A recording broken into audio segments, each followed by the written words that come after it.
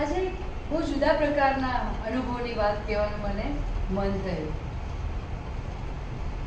લગભગ 33 વર્ષની પ્રેક્ટિસમાં કેટલાય પેશન્ટોને એનેસ્થેશિયામાં સરી પડતા, ઓપરેશન દરમિયાન એનેસ્થેશિયામાં રહેતા અને એનેસ્થેશિયામાંથી બહાર આવતા જોયા છે. અને એ લોકોની વાતો કે ક્યારેક રમૂજી વાતો પણ હોય, ક્યારેક ગુસ્સામાં પણ વાતો કરતા હોય, ક્યારેક હસબન્ડને ગાળો પણ આપતા હોય, એવા પણ એમને જોયા છે પેશન્ટને.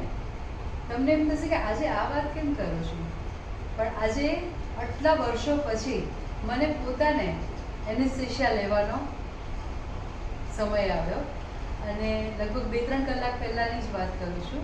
મને આ ક્રુલિસ ફ્રેક્ચર થયું એટલા માટે મારે એનેસ્થેશિયા લેવો પડ્યો હતો ફર્સ્ટ ટાઈમ જિંદગીમાં.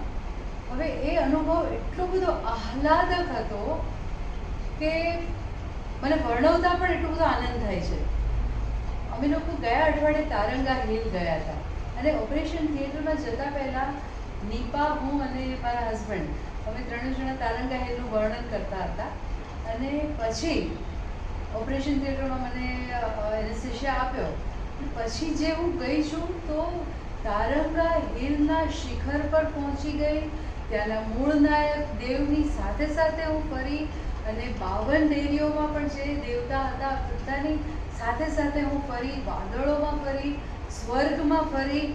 અને જે એક ટૂંક છે કે જે લગભગ 1-8 કલાકનું ચઢાણ છે, તો ત્યાં અમે આ વખતે જઈ નહોતા શક્યા, તો હું ત્યાંના પણ દર્શન કરી આવી. એટલે એટલી બધી મજા આવી છે મને.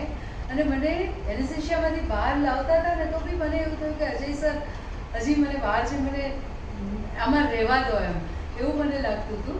અને એમ થાય કે હું જો એનેસ્થેશિયામાંથી બહાર આવીશ તો હું જાણે સ્વર્ગમાંથી બહાર આવી જઈશ. મારે આ વિચારમાંથી બહાર નથી આવતું. એટલે ઇટ વોઝ બ્લિસ.